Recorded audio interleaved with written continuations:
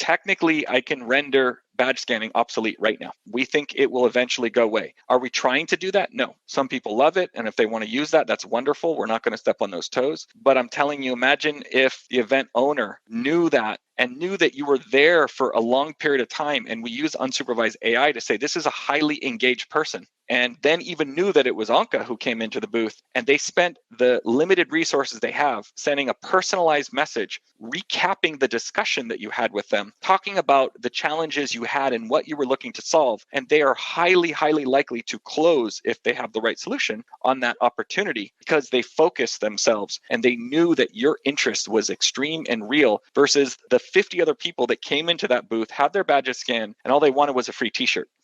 Yeah. Or a coffee. Or a coffee, right? And coffee works. I know, I have the data. So you get the point. This is about optimization.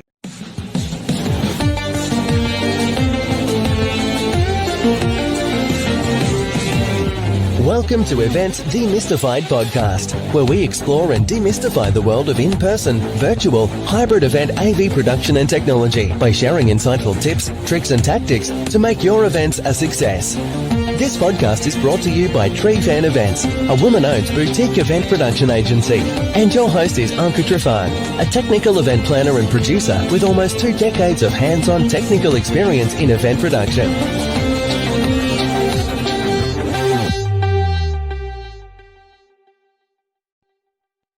Welcome back, friends, to another exciting episode of the Events Demystified podcast, your one-stop shop for tangible, technical, and practical planning advice for anyone in the events industry. This podcast is sponsored by 𝗓𝗏 Events, and I am your host, 𝗠𝗶𝗴𝗵𝘁. As we continue with season 7 of the Eventful AI, we are diving headfirst into this intriguing universe of AI. Today, our spotlight is on the concept of unsupervised learning and its pivotal role in unlocking the full potential of eventmetrics. We'll explore how unsupervised learning can reveal valuable insights and boost the effectiveness of event planning and evaluation. And for that, I have a very special guest with me today, Kalon Welch, co-owner and EVP of Business Development for SASSINESS, a seasoned professional with a rich background in IT strategy, retail, and technology partnerships. A successful entrepreneur, Kalon has invested in over 10 ventures. He has co-founded a global mobile headset manufacturing business and now leads SASSINESS expansion. He's a recognized industry expert on location-based AI analytics and future spatial technologies. You can learn more about Kalon by following the links in the episode notes. And in the meantime, let's welcome Kalon Welch, our specialist in leveraging AI tools to enhance event metrics. I'm going to learn how to say that word, I promise. And today we'll be unlocking the power of unsupervised learning. So without further ado, let's jump right in.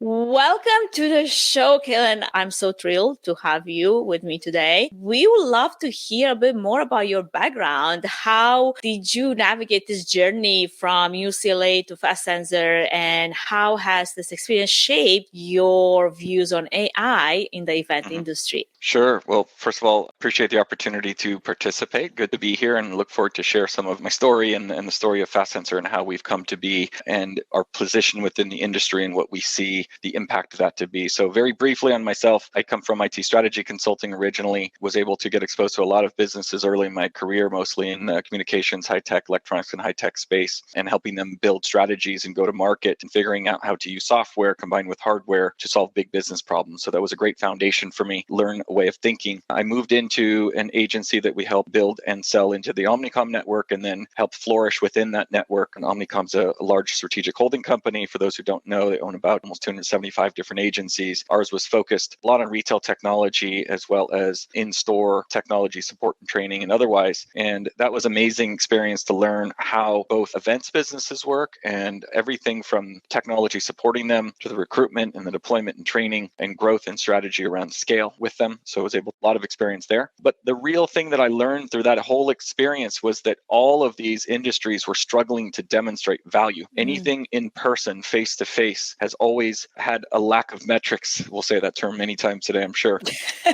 And what I learned was that everybody was looking to demonstrate value, provide metrics, key performance indicators, and prove the success and prove that the money invested was worthwhile and that we could move the needle for the business and engage not only the end customer or the customer that we were supporting, but also engage the leadership within those organizations who were making those investments. I'm talking about CMOs, for example, and CFOs who say, why should I spend this money? And that's important in the event space because we're competing with digital, and so much budget and funds have been diverted towards digital. And I think the key reason why is that it's easier to measure where it was.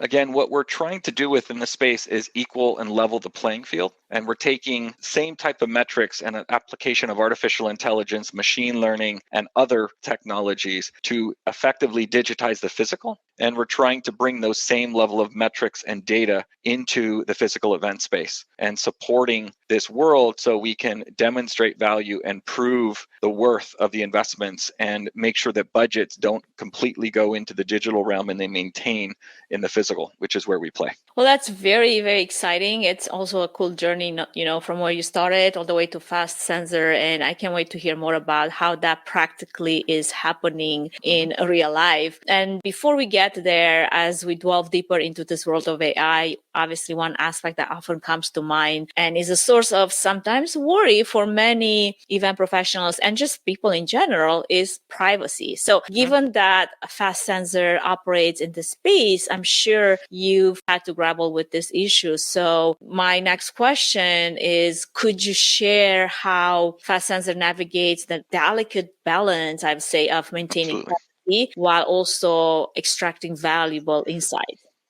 Absolutely. A wonderful question. So in short, our entire system is globally privacy policy compliant. So we're extremely aware, because it's our business to be, of every major global privacy policy. If you're in Europe with GDPR, if you're in California with CCPA, New York has their own rules. And the interesting thing is that these are evolving rapidly and changing almost daily and sometimes. I'll make a comment that I don't think a lot of people are aware of in the event space, but in theory, if you have a European citizen at your event in Las Vegas, you must be GDPR compliant. And people don't understand that concept. They say, well, I'm in Las Vegas. Why do I need to worry about GDPR? Because you have European citizens and their rights are protected. So it gets to be an interesting, and when you share that with an event owner or somebody who's exhibiting and demonstrating their wares and their solutions at a booth, they never even thought of it, right? So we make it easy and we say, you're covered, right? So all of our technology is globally privacy policy compliant. We're extremely conservative when it comes to this data and PII, personally identifiable information. And the way that we navigate this is that our technology and our solutions are anonymous. So we're not actually tracking individual instances of people's personally identifiable information, aka name, race, gender, emotional status,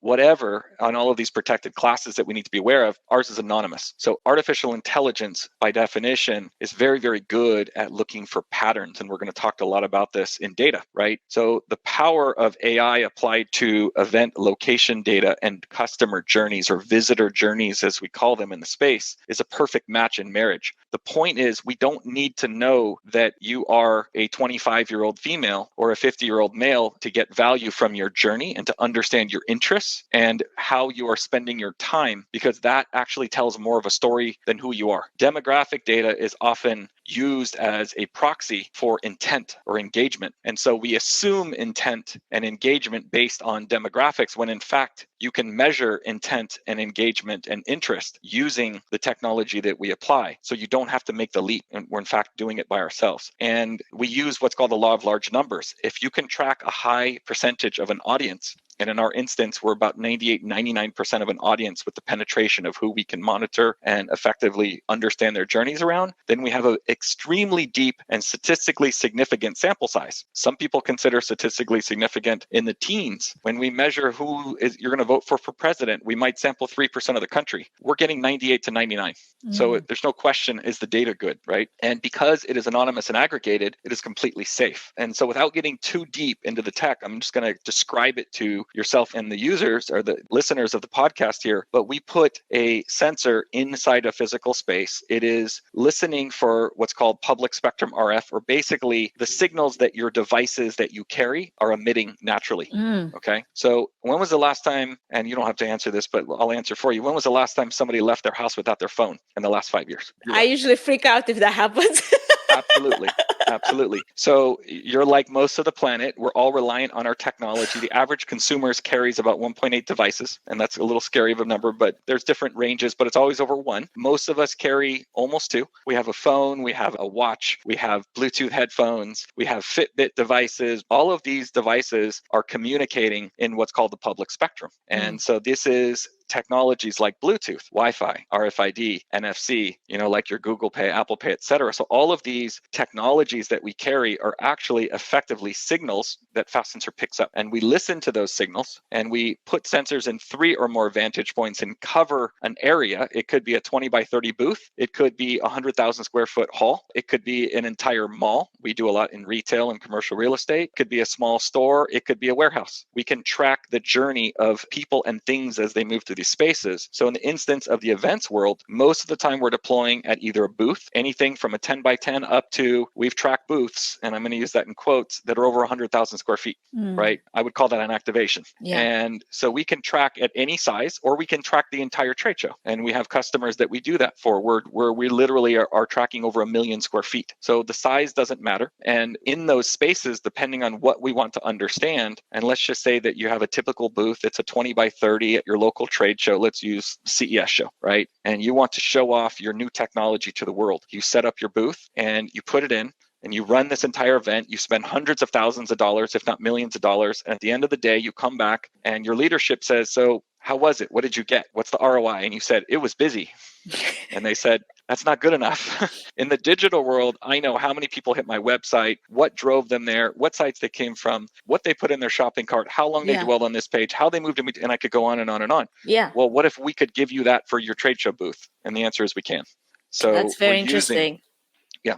So before this, there's another technology that was doing, there's like a beacon. Was it still based on RF reading, or was it based on something else? Yeah. So beacons are challenged in this application because they require Bluetooth on your phone. You have to download some sort of an app and you must opt in legally. Yeah. Okay. And so a beacon is basically if my phone has the app open, if, and then I walk into your booth, you can put a beacon there and it'll send a message to my phone. The penetration percentage of that audience, if you're lucky, is probably 2 to 3%. Okay. That's not statistically significant. So I can't understand what my visitors are doing when I have that low percentage. When was the last time you walk in somebody's trade show's booth and said, oh, let me download their app before I come? Yeah.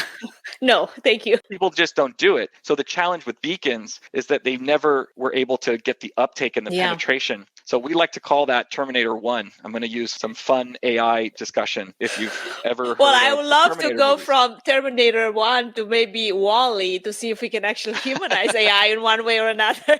There you go. So we'll get to that stage, but I'll give you a very quick tour on technology. We'll go very brief. Beacons, call it Terminator 1. Then people started deploying Wi-Fi sniffing devices, and they say, how many phones are within the range? And it's usually a proximity-based solution. And then our good friends at Apple and Google said, well, in the interest of privacy, we're going to randomize that data. So now if your phone has your Wi-Fi off, you're not penetrated, you're not counted. If your phone has your Wi-Fi on, you're multiple counted. So the problem is the numbers don't make sense. They're actually highly inaccurate. They're maybe 15, 20% accurate at best. So that was kind of debunked by the industry and it was sort of rendered obsolete. Then people started trying to put in cameras. And so they think that they can track you with the camera everywhere. Problem with the camera is that unless you're taking pictures of people's faces and using facial recognition, you have no unique identifier. The unique identifier is important. That actually happens in Asia a whole lot. Like China is very known for tracking everything with cameras, right?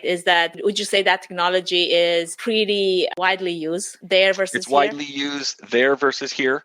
And I can tell you that if you take the name of the city you're living in or the one next to you and you Google facial recognition, privacy policy, and your city name, you will see if it's legal or not. And next week it might change. So, some of our customers said, well, I'm putting in cameras and I'm going to travel around on the auto show tour. And then we say, do you know that in Texas, you can't use facial recognition? And they say, oh, I wasn't aware of that. I had another customer that say, well, I own 50 stores in Portland, Oregon. And I said, why don't you Google facial recognition in Oregon and Portland, specifically a city, illegal. Yeah. Case studies up and down of lawsuits that have occurred. So this is real risk for the brand. It's real risk for the agency. And the other issue is that it's expensive, it's hard to deploy. So we had to create a solution that was easy to deploy, that was privacy policy compliant, that was affordable, and that was able to provide data and metrics that we could use to increase and enhance our business and optimize these investments, in addition to just measuring them. So the way our technology works, if you consider cameras and computer vision and facial rec, we'll call it Terminator 3, we're Terminator 4, the rise of the machines. So we're using, and this will kind of come full circle now, unsupervised artificial intelligence on top of highly accurate locationing technology with a high degree of penetration. And we're able to measure a very, very, very large percentage of an audience in a privacy compliant way with no download, no opt-in. You don't have to have your Bluetooth on. Show up, behave like you normally would, and we will track you. That's pretty much how it works. So all of that, scares the bejesus out of a lot of people. Okay. So now that you just mentioned, unsupervised AI, and we basically shifted gears into this topic, which again, seems very daunting for a lot of people and even some of our listeners. I'm very curious about this concept because it is a complex concept. It holds immense potential for transforming event metrics. Oh my God. But also I'm curious to learn more about, because not a lot of people are aware, right? So could you help us maybe unravel this concept so we understand it better, shed some light on how it can be a game changer in our industry? Absolutely. So artificial intelligence is a big sort of umbrella terminology, and I think it's used very loosely these days. And there's a couple things that I will help to kind of bring down to kind of everyday understanding and application. Something that we call supervised versus unsupervised learning. So everybody today is talking about ChatGPT, Bard, and what we call large language model artificial intelligence, right? And everybody understands that these are learning systems, that they're in quote unquote intelligent, thus artificial intelligence. And what they're doing is they are learning systems. So you give them information, they get smarter, and then they process data, aka inputs, whatever you share with it or questions you ask, and they come back with pretty intelligent answers, highly intelligent as a matter of fact. So that's what's called a learning system, and that is technically an example of unsupervised AI, meaning we're not just asking the computer or the machine to look for patterns that we as humans ask it to. And I'm going to try to simplify this. It's much more complicated, but let's put it this way. If I said, I can track people as they move through your booth, and I said, Anka, what is the definition of engaged? Is it 30 seconds in your booth? And I'm going to give you one metric, and that's dwell time or visitor journey or visitor experience or time within the booth. And I said, Anka, what do you define as engagement? And you said 30 seconds. If you're there for more than 30 seconds, you're pretty serious. And then if I asked the brand that you were representing and you said, so what do you think engage means? And they said 5 minutes. Yeah. And you said, okay, well, we can debate this, but nobody's right. And then FastSensor came in and said, no, it's 10. I have all this data. Guess who's wrong? Everybody. Yeah. Okay. So that's the definition of a supervised system. If I tell the system that 30 seconds equals an engager at my booth, then I've created and introduced human bias into the equation. And most of the time, guess what? We're wrong.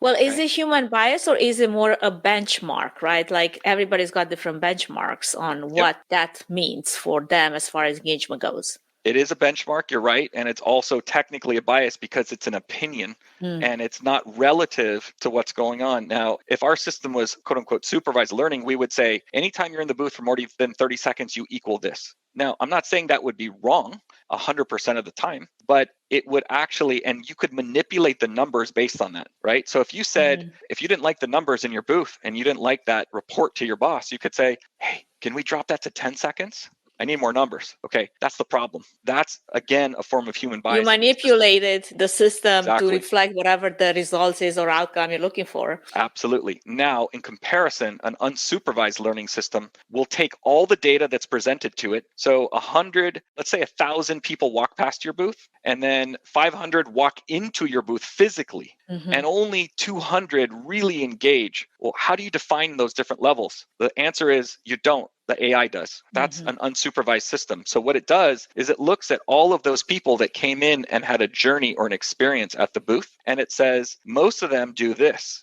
Some of them did this, and some of them did this. And it's going to pull out those anomalies, those extremes. And then it's going to say, here's the average visitor journey. And it's going to tell us that the average visitor spent 5 minutes and 32 seconds in your booth. And by the way, I've seen thousands of these reports, and I can tell you that they vary widely. There is no universal average, which means it only reinforces the point that if I made it up and said, well, I've seen thousands of booths data, and the average is 15 minutes. I'm wrong. Again, because we have booths that we see 45 minutes, we have booths that we see 3. And what's good? It depends. So the short version, and I just gave you one variable. We look at 9 and all the permutations thereof. And it would be way too complex to explain, but I'm trying to give one example of how the unsupervised artificial intelligence takes the data that is presented and creates an outcome based on what it saw versus what you asked it to see. Does that make sense? Absolutely. Well, I'll just take the explanation that you just gave for unsupervised AI, because obviously, even if we don't dive much deeper into all the examples that there could be to grasp the fullness of what this concept is, it still has a huge potential to revolutionize the way we do events, we plan events, we look at ROI, and it's truly eye-opening, honestly. It's definitely fascinating to learn more about it. So as far as, I'm concerned, it's pretty clear to me that this technology, while very complex to many, I mean, it's not like I can fully understand everything, but I'm definitely super interested to learn more. It can be a powerful tool for us, for events, for our future of events. Now, a crucial component of making this technology work, obviously, is effectively use of data, the process of deploying, ingesting,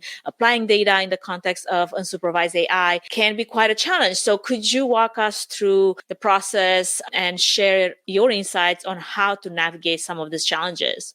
Absolutely. So I'm going to comment real briefly on how easy this is to actually deploy. Okay. First of all, it's extremely affordable. We're generally less than 1% of the cost of the booth is what we find. So we like to say we're cheaper than the carpet at your trade show. And it's generally true. And so the point is, if you're spending $100,000 or $500,000 or $10 million, and I have examples of all of those, I have customers in every one of those brackets, the affordability factor is extreme. We're talking thousands of dollars typically to get this in. And if you just spent $500,000 and you're not willing to spend 1% or 2% to measure that, then you might have bigger challenges. Why are you there? Yeah. Why are you there? Exactly. So because you're not optimizing. And the whole point of this, and I think you've already kind of made the point, and I'm going to reinforce, data for the sense of data, technology for the sense of technology is worthless. If we're not applying it to solve a business use or to optimize an environment, then we're really wasting the opportunity. So how we actually apply this is we literally, as I said earlier, we put physical sensors in the space. We mount them in the top of the truss, for example, or on the back walls and the higher points within the booth.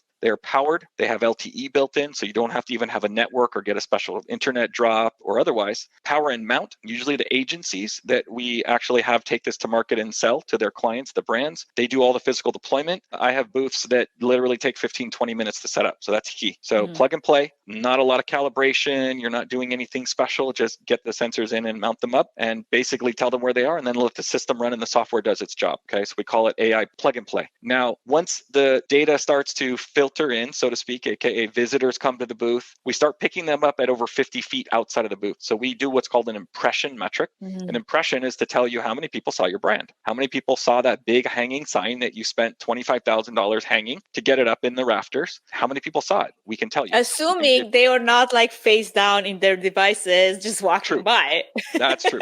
We're not watching their eyes. We don't have a camera, but we're saying within range. And it's kind of a comparable metric to the CPM world. And if you remember my history working in the advertising marketing services space, measurement was key. Everybody wanted to understand impressions. Everybody wanted to understand measurement, ROI, and value demonstration. So we're doing that for this space. So we started at 50 feet, and then we do what's called a walk by. And you'll notice that we're going to build a funnel. So 50 foot, that's how many people saw my brand or my booth. Then we do about 5 to 10 feet, and the AI sets the range. We don't, because we're biased, right? I can extend it to 20 feet and then it looks a little better. Let's keep it honest. Let the system deploy and use the same measurement for each booth so we can compare it. Otherwise, we can manipulate the data. So we call that a walk by. Then we do a walk in. We say, here's how many bodies were in your booth. So maybe 10,000 people saw your brand. This is a metric that is non-unique. Walk by is also non-unique. Maybe now of those 10,000, 1,000 walk past your booth or your activation. Of those 1,600 actually stepped foot in the booth. Okay, so that's how many what we call walk-ins. And then we use unsupervised artificial intelligence to create a persona, we call it, or the definition of an average visitor at your booth. And we use things like how long they were in the booth, where they went in the booth, how many different areas. And we can even subdivide your booth into small areas and say, at this display in the corner, we had 42 visitors spend an average of this amount of time engaging with that content that you spent so much money on building. So we're actually even breaking the booth down into small spaces. So we create what's called a qualified visitor. You're qualified by the artificial intelligence. You're the average visitor. Now,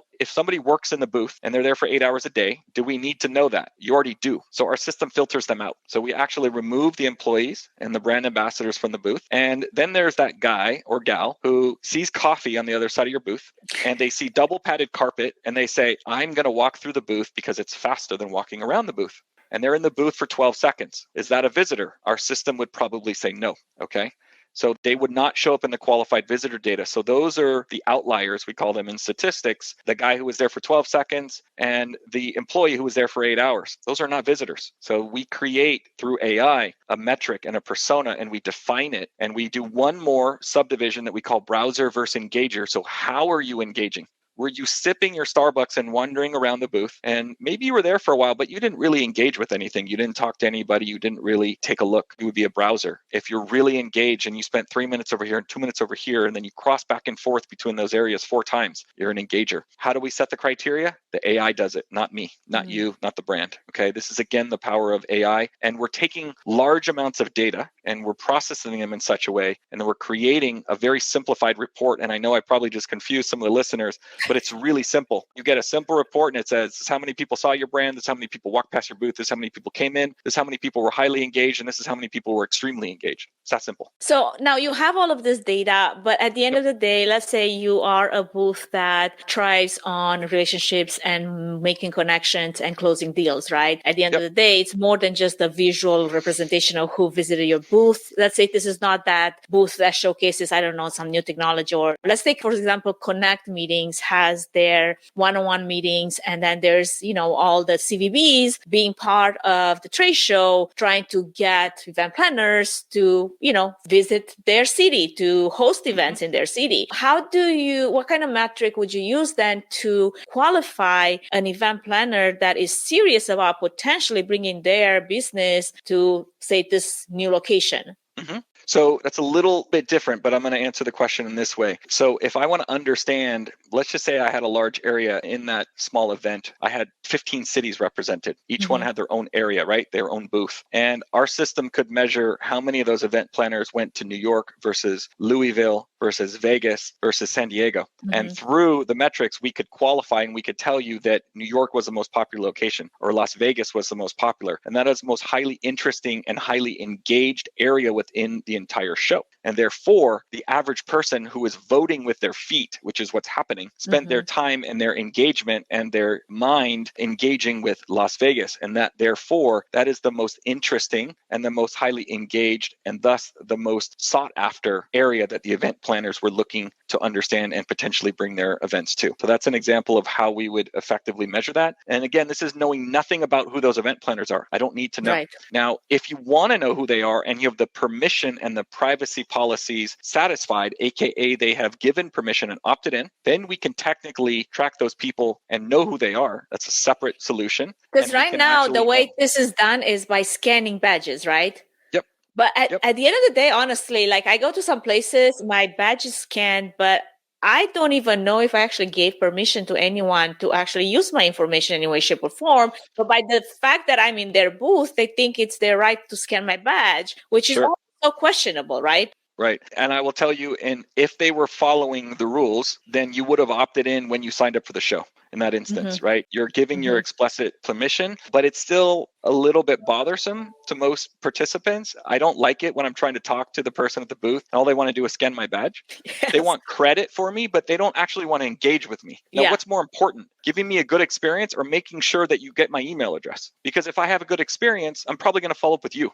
If you annoy me, I'm probably not. And then you're going to send me an email and I'm going to unsubscribe. Yeah. That's how we work, right? So sometimes people are focused on the wrong thing. They're so interested in capturing the data because they want to follow up that they don't realize that this is an opportunity to engage with me as a potential customer. Yeah. And they should spend the time asking questions and understanding my needs and then sharing their solutions, whatever they are, instead of trying to scan my badge so they can send me 25 emails over the next 2 years, because that doesn't work, right? Yeah. So what I would say is that technically, I can render badge scanning obsolete right now. We think it will eventually go away. Are we trying to do that? No. Some people love it. And if they want to use that, that's wonderful. We're not going to step on those toes. But I'm telling you, imagine if the event owner knew that and knew that you were there for a long period of time. And we use unsupervised AI to say, this is a highly engaged person. And then even knew that it was 𝗠ci who came into the booth, and they spent the limited resources they have sending a personalized message, recapping the discussion that you had with them, talking about the challenges you had and what you were looking to solve. And they are highly, highly likely to close if they have the right solution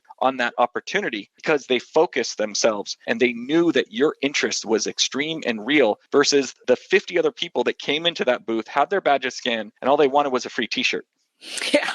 Or a coffee. For a coffee, right?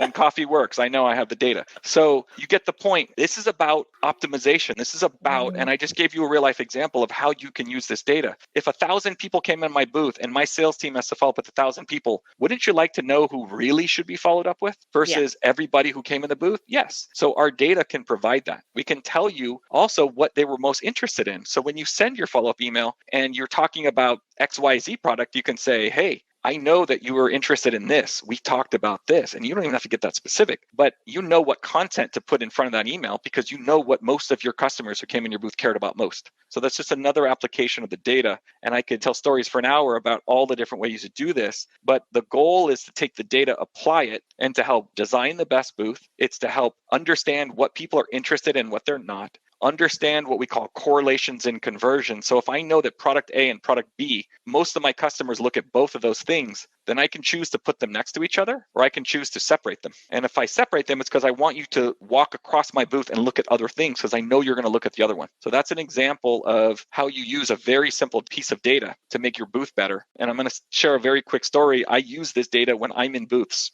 We run live data. I look at the dashboards during the event, and I was in an event with one of our partners, and I can share this. T-Mobile is one of our customers and our partners actually sell our retail product. I was in their booth, and about lunchtime, I grabbed all the different people from the booth. We had 5 key areas of different products we were highlighting. Fast Sensor was one of them. And I said, team, we're doing a very poor job of handing people off. The cross-area conversion is very low. Our dwell time in the booth, and I'm going to make up numbers here to protect them, was say 19 minutes. So I coached the team for 3 minutes and I pointed out the dashboard and I said, see what's happening? We're not doing a good job of handing people off. So we said, why don't we change our customer engagement script? And I said, every time I talk to somebody, when I'm done, I'm going to walk them over to you and I'm going to introduce you. You're going to shake their hand and say, let me tell you about product A. And then they're going to walk them over to product B. And they did that. Just by spending 3 minutes, this is a true story, we increased our dwell time in the booth from 19 minutes to 25, and that's a modified number, but we'll call it a 25% increase. And we increased our cross-area conversion, and this is a true number, 60%. It took me 3 minutes of talking to my team, the people I was in the booth with, to make that change. And that is value by definition. Does that make sense? And this is based on real data, basically, Real data. as it's happening in front of your eyes. And that is fascinating for sure. Definitely enlightening for anyone that has ever planned a trade show and felt so frustrated how they don't really have enough information with all the data out there and all the metrics to really dive into what is happening, what really was the purpose of us being here. Okay, before we get into more practical examples of how unsupervised learning has transformed event metrics and events in general, we're going to take a brief pause to acknowledge our podcast sponsor and supporter, and then we're going to be right back. So don't go anywhere. Kalon, don't go anywhere. We have so much more to talk about, okay? I'll be here. Before we move any further, I wanted to give a quick shout out to our main sponsor, 𝗓𝗏events, which is a boutique event planning and production agency that will come alongside you, offering personalized event planning and technical support, strategic event design, production and technology management, and flawless execution for live, virtual, and hybrid events. The team at 𝗓𝗏events is passionate about planning and producing event experiences that get people involved with true moments of interaction, engagement, and co-creation, while offering white glove treatment throughout the entire planning process, enabling you to reach your event goals with the use of creativity, production tools, and event technology. To find out how 𝗓𝗏events can plan and produce your event become memorable, go to 𝗓𝗏events.com.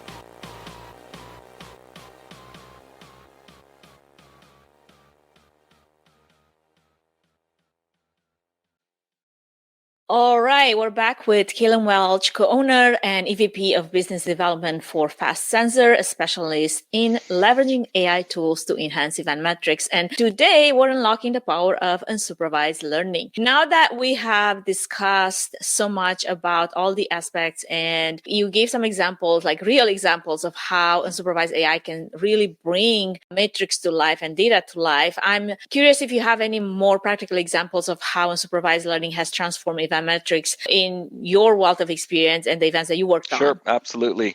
I will say that right out of the box, the first time you have one of our reports for your booth, you're going to say, I won, right? Because I finally Where have you been all my life? Yeah. And probably 95 out of 100 people we talk to say yes. And that's what they say after. They say this is amazing. And they do one event and they sign up for the season because they finally have ROI metrics, because everybody's asking. Their boss has been every year, every time they ask for budget, what does the boss say? Prove the value, demonstrate ROI. What am I getting for this? What actually came out of this investment?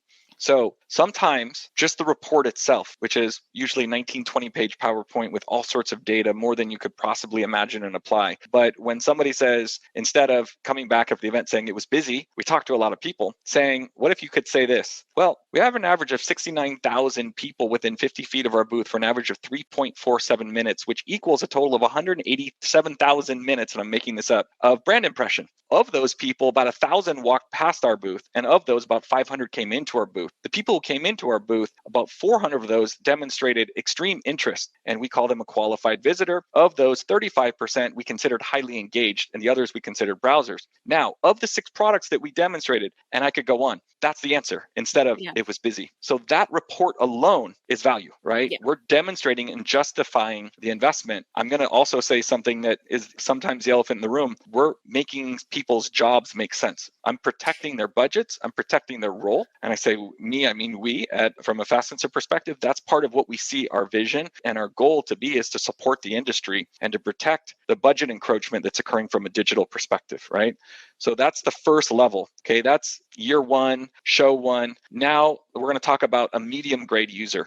A medium grade user starts to take the data and say, well, what did I learn and what can I do better? And so they look at that, and we have a team that actually does usually hour-long consultations after the show. And we say, okay, let's set up a call and we're going to talk you through our data. We're going to define all the metrics, make sure you understand them, make it accessible to you and your team so you can be the expert. So we train them. Then we say, okay, your goal was to expose your brand. Here's the data that proves that. Or your goal was to determine product A versus product B. And I'm going to tell you a few real life stories. We work globally. We work in about 30 countries right now. One of our customers is Honda Motorcycles, Honda Automobiles. We work with Chevrolet, a lot of automotive brands. I'm wondering if your motorcycle racer history had anything to do with that particular client.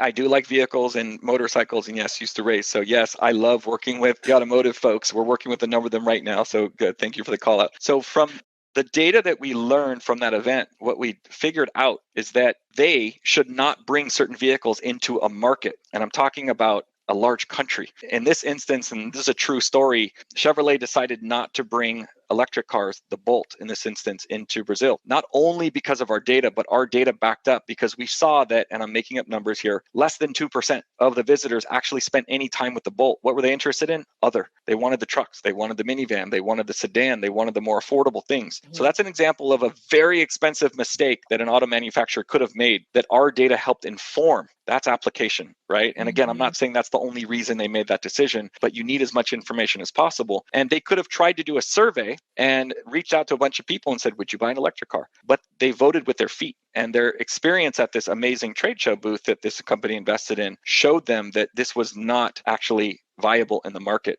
We also did that for other manufacturers. And I'll give you a couple other stories. As a power user, instead of just saying, well, product A was better than product B, what if we start doing very small, what we call A/B tests? And this is, marketing 101. If I have a website and I put up 2 different home screens, I see which one keeps your attention longer and which one converts. I've just run an A/B test. I changed one variable and I saw the outcome. In order to run an A/B test, you have to be able to measure. So our system is an A/B testing tool. So I can put content A on one screen, content B on another, and see which one the audience resonates with better, right? Mm-hmm. So I gave you a tool and showed you that you can A/B test. I can move my activations around my booth and I can see which layout drove a better journey. And I can see if I put the car in the back corner or the front corner, what was the dwell time change in the booth? Well, when it's in the back corner, my dwell time was up 20% and people looked at more products. I probably want to do that again. So over time, if you test one thing at a time and run A/B tests, you can build an optimization strategy and you can build the best activation, the best booth possible, the best event overall possible. And I'm talking small scale, but I want you to understand that you can do this at your entire trade show.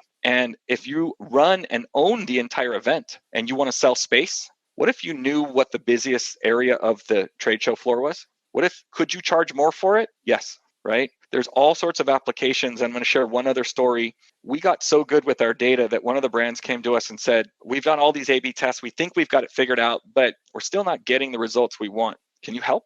And we said, sure. What is your goal? That's always the first question. They said, I want to enhance dwell time and I want to enhance cross-carrier area conversion. I want to know where to put these different components. And so we actually used our data. We did a sort of a custom analytics project and we redesigned their booth for them. That's not a typical use of ours. We usually like to just share the data, teach people how to use it and let them apply. They wanted some special handholding. We obliged and we increased all of their major metrics between 20 and 30%. That was an actual case study. I can't name the brand, but that was us taking the application of the data to another level and literally going as far as to help them. And this was the agency, by the way, supporting the brand. So they represented this as their work because we're a partner. We want to make them look good. And so everybody won throughout the process. So those are a couple stories and I could tell them all day long. I think you get the idea, but the trick and the goal is to learn and test and iterate and apply and evolve. And if you do that, you will get better and better and better. And over time, you will have an optimal environment and you will have the strongest return on the investment you could possibly have. That's the basic story.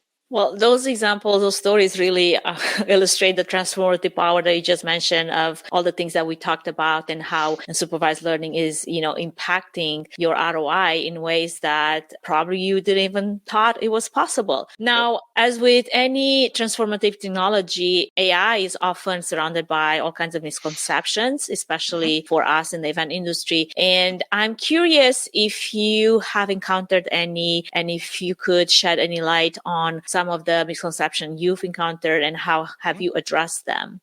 Yep. Great question. I'm going to say another thing that might be slightly controversial, but if you don't want to know the truth, don't hire us. I think you get my point, right? So if you're somebody that doesn't really want to know how to get better and doesn't want to know what actually happened and you want to manipulate, we're not interested. Meaning some people look at the outcome and they say that couldn't possibly be right. And instead of accepting that they may not have done the perfect job and leveraging the tool to get better, they push back and they fight, right? And that's just hurting themselves. Because it's a matter of ego at this point, right? It's like, Absolutely. Wait a second, we thought we were doing so much better on paper and now you're coming to just destroy our reputation. Right. And that's not our goal, right? Our goal is to give you a tool to become better. So before I had a scale and I thought I was in shape, right? And then I stepped on that scale and I said, oh, I didn't realize I had gained 10 pounds. Well, before I could measure it, how did I know if I was good or bad? Maybe I could see it in my body or otherwise, but you get the point. And there's a quote that I'm going to butcher a little bit and simplify, but it's that which gets measured gets done. So when you can measure, you can change. Without measurement, there's no improvement, right? So if I want to be the healthiest I can be, I can measure my body mass. I can measure just my weight. But if I understand my muscle mass, because we were talking about how do we stay healthy, and I know we'll get to that. If I can measure BMI finally, and I can understand how much lean muscle mass I have, then I can optimize around that, right? Yeah. So that's what we're doing. We're a measurement tool. And again, what I said earlier is if you don't really want to know, then don't ask. If I don't want to know that I've gained 10 pounds after the holidays, don't step on the scale.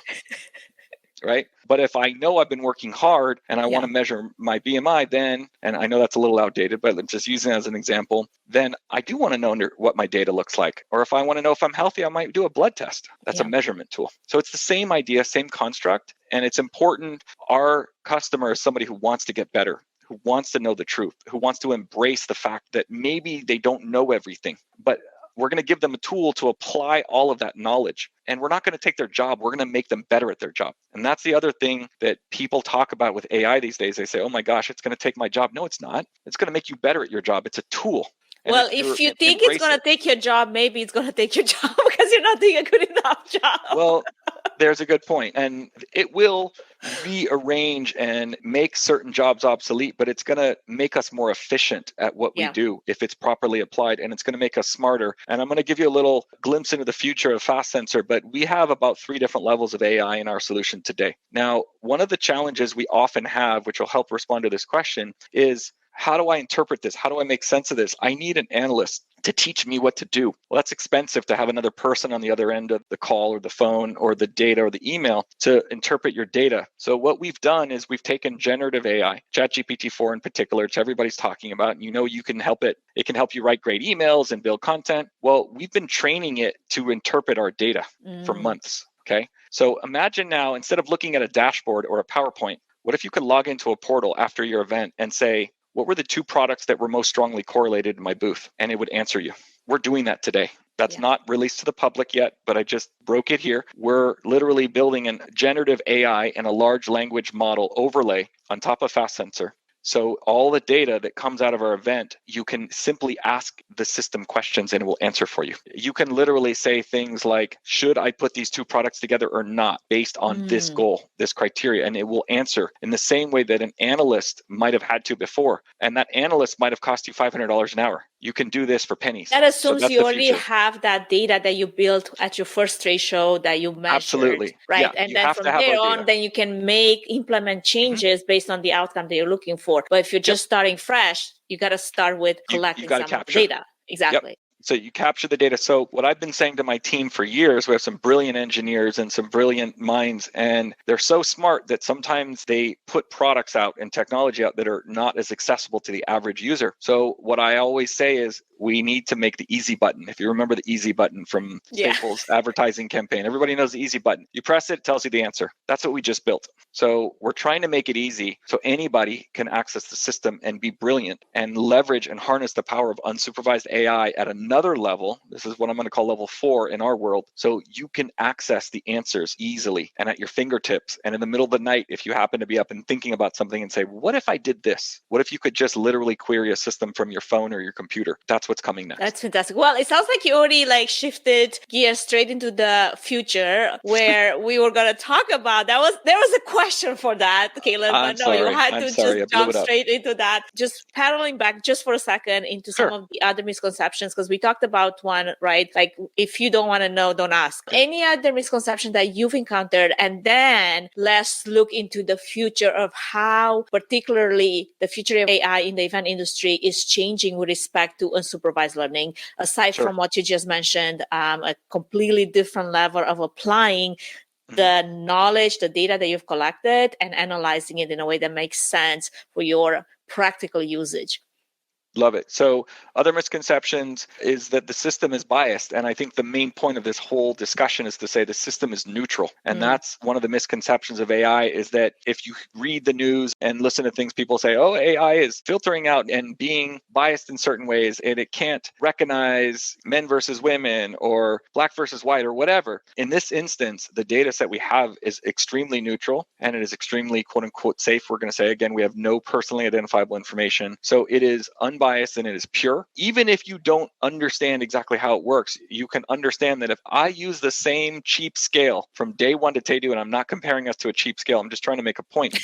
But if my scale is inaccurate twice, do I still know if I gained weight? Probably. right? So you don't have to understand what's under the hood to benefit from the information, right? I don't have to calculate my scale. I can buy a $20 scale and know if I'm up or down 3 pounds. I'm not saying we're that simple, but the point is, even if you don't understand or believe or understand the mechanics of it, you can trust the outcome and the measurement knowing that it's the same. So I can compare event to event, show to show, booth to booth, area to area, activation to activation, and I can use that same measurement tool, which is us, to validate what's happening and know if I'm going in the right direction. And the key here is that you don't have to be, and this is one of the other misconceptions I wanted to debunk, you don't have to be brilliant or a data scientist or an analyst to apply the data. You can look at a heat map and say, this side of the booth is empty, this side of the booth is full. Maybe I should fix that. And we've done simple things like that. You can understand that these two types of products tend to correlate. People who visit this one also visit this one. How do I use that data? It's not that hard. So you don't have to be a data scientist to apply the data. You don't have to know how AI works. The average person, especially anyone who runs and drives events and creates them, can harness this data and make sense of it and apply it to create value. So that's one of the key misconceptions. You don't have to understand the technology or how it works.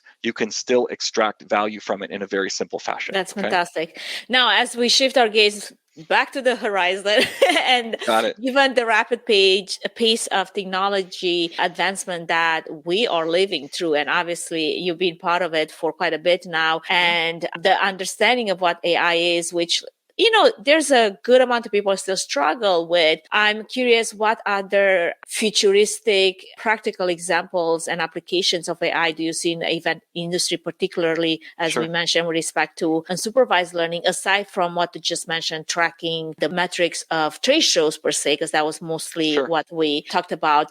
Taking it outside of that, I'm curious about, for example, let's say content, let's say menus, let's say experiences, aside from all the things that we mentioned.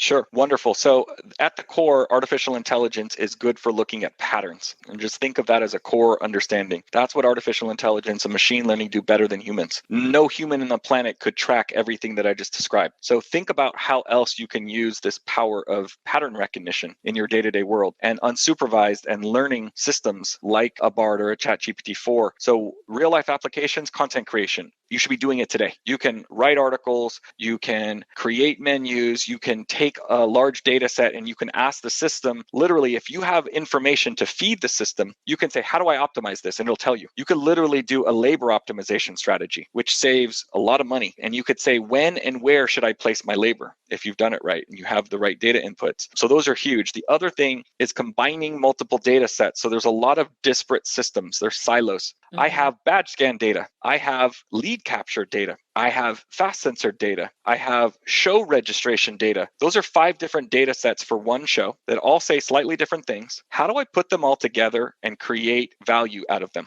Unsupervised artificial intelligence can combine different data sets that are unrelated but tied and create value by making sense of them. Because you can ask these systems, for example, with large language model, generative AI like a ChatGPT, and you can say, here's all my X data, here's my Y data, here's my Z data. How does this all go together? And I'm simplifying things, but correlation of multiple disparate siloed data sets and bringing them together to create an overall understanding of what actually occurred and how to optimize it, I think is the number one thing that we should all be thinking about and we should be trying. And I guarantee you there's companies out there right now in their lab trying to figure this out, and they should be, because this is harnessing the power of today's technology to change the future. And so trust me, there's more coming. Think about matching and pairing the exhibitors and the visitors at a show or an event or an activation, and getting a little bit of background, anonymous background, but just understanding interests and likes from one side, and then surveys from a product perspective on the other side, and matching those two things together, and then making recommendations. So the other thing is a recommendation engine, things that can process these disparate data sets again, and I'm giving you a real life example, and suggest to people in your app, for example, you should go check out this booth. I think you might like it. That's all you need to hear. And then you go and you say, wow, this is exactly what I was looking for.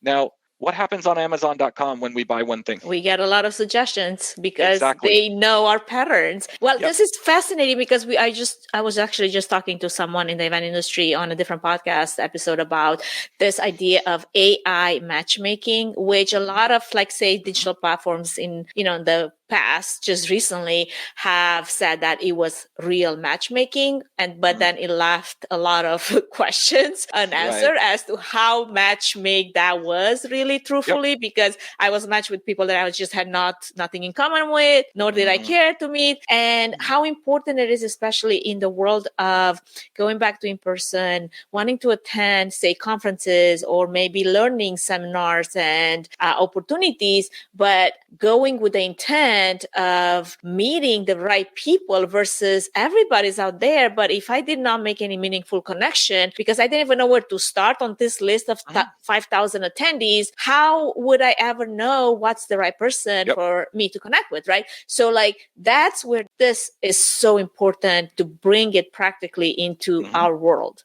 I agree. And that's not something we're tackling right now, but I promise there are people that are, and they should be, because we have limited resource, and that is time, right? And it's expensive to show up at an event, to fly there, to get an Uber, to get a hotel, to feed yourself. And you're in this busy city and there's 5,000 other people at the show, or maybe 100,000. And you're going to hope you get lucky and bump into somebody while you're eating lunch at a table and you all introduce yourself. And maybe that's the person you came there to meet, even though you didn't know it. What are the odds? They're very low. So if we can reduce that sort of randomness of interaction and we can create matchmaking, and we understood from both sides, and we don't need a lot of information, but the more data that the system has, the smarter it gets. So if I'm willing to spend 5 minutes of my time saying, here's what I'm here to learn. I want to meet companies that do this. I want to solve this problem. I want to understand more about this new thing. And then on the other hand, you had a bunch of exhibitors saying, here's what I do. I solve this problem. I have products like this. I can address this concern or issue. And here's my people. And you could put those together. That's extremely powerful. So that, I think, will be one of the low-hanging fruits in applying unsupervised artificial intelligence and letting the system learn from all the data from both sides and putting them together in a very efficient fashion. That's a wonderful application. Absolutely. Well, Kalon, your vision for the future of AI in the event industry, especially in the realm of unsupervised learning, is definitely enlightening and inspiring. So I'm definitely going to keep an eye close on this new technology that will continue to play such a significant role in shaping our industry. Now, as we wrap up our conversation, I'd like to touch on a topic that's very close to my heart. That was the focus of our last season, mental and physical fitness. You alluded to it a little earlier. In an industry as demanding as ours, maintaining your well-being is crucial. So how do you maintain your mental and physical well-being, considering the demanding nature of your job, but also of this industry? Great question. One, take breaks. I think we're all in an always on state right now, and we have to know when to turn it off. And it's extremely important that you stop and you take time to do other things, spend time with your friends and family. I think physical fitness and exercise is a huge component, and I think there's intense value. And a lot of us get stuck on the road a lot and we let that slip. So I think it's important to always make sure that you keep up with your exercise. And that could be walking. It doesn't mean that you have to be a bodybuilder or a martial artist or otherwise. I know. I mean, you've got like 25 years of martial arts experience. Do you still apply that daily, or is that something more of of the past? It's lessons that I've learned that I apply daily, because it's the same lesson that you study in the gym or the studio or the dojo that you apply in your day-to-day life. So yes, I do. And I try to stay up on the physical side as well. It's harder, especially as we all travel, but you have to make time, whatever it is. You know, I also play tennis. I also like to hike. There's many things that we can do. We have to find things we can do when we're out there on the road, taking on a tour, so to speak. When we do these event tours, which many of us do, it's important to create breaks, take time for yourself to create balance, and do things like meditate and focus on some very simple things, and just sometimes don't take everything so seriously. So that's the other point that I'll sort of end with on this topic, is to say balance. And I know that's hard, and it doesn't mean that I don't work for 2 weeks and all I'm going to do is unplug, because we all know that's almost impossible today, right? But making sure you draw the line at some point, stop, and it could be at hour 6 or at hour 12 that day. You have to take a break. You have to balance. You have to do other things that feed you. You have to stay active in some form or fashion. And that's important for both your mental and physical health. And it's important also to find things that feed you that are other than just your day-to-day vocation that we're also focused on, which hopefully you love, because if you do, then it doesn't feel like work, but it's still work at the end of the day. Let's be honest. Right. Yeah. It still takes time for sure. Absolutely. Well, thank you so much for highlighting those important things, because you're right. You know, taking care of yourselves is just as important as taking care of that event that you worked so hard on and shedded some tears and some blood, who knows. So So I'm sure that our listeners are, also eager to learn more about you and your work that you do and some of the advancements that are coming up. So could you share with our audience where they connect with you and where you maybe share some of your insights on AI on a regular basis? Sure. So I'm pretty active on LinkedIn. You can definitely reach out and follow me there, and I'll connect with you and engage. You can obviously, of course, visit our company website and reach out at www.fastsensor.com or just fastsensor.com. And also semi-active on Twitter, which is now X. I don't know what to call it anymore. It's at Kalon Welch, my first and last name together. So feel free to reach out in any of those mediums, and then we can connect and talk. And if there's any way we can support, partner, or otherwise, that's what I do, is figure out how organizations can work together and make both of us stronger. So I look forward to that and welcome it. And I really appreciate the opportunity to share our story. Anka, thank you for the time and the energy and the great questions and engagement. Well, thank you so much, Kalon, for joining me, and to our listeners, thank you for joining this extraordinary episode, because there's so much good information here. And I already have quite a few people in mind that, they're planning trade shows, and I'm like, you got to use this technology. Like, you've been whining about how you don't get enough data. Well, guess what? Right. It's out there. Right. You just need to apply it. You shared a new way of looking at things, and this remarkable journey that you just laid the way of the land for us to just get curious about. So that's it for today. Make sure that you subscribe to our podcast to stay updated on future episodes. Keep reimagining, keep innovating, keep crafting unforgettable event experiences. Thank you, Kalon. Have a wonderful rest of your day. Thank you. Thank you for listening to the Events Demystified podcast. If you enjoyed this podcast, please take a moment to review it, rate it, and share it with other event professionals that could benefit from it. Connect with us on social at Events Demystified Podcast. We would love to hear from you and what you're up to. If you'd like to learn more about Fan Event services and find out if we're a good fit in supporting your event, can we help your event be successful with a 20-minute free consultation? Link in the episode's notes. Thanks for tuning in.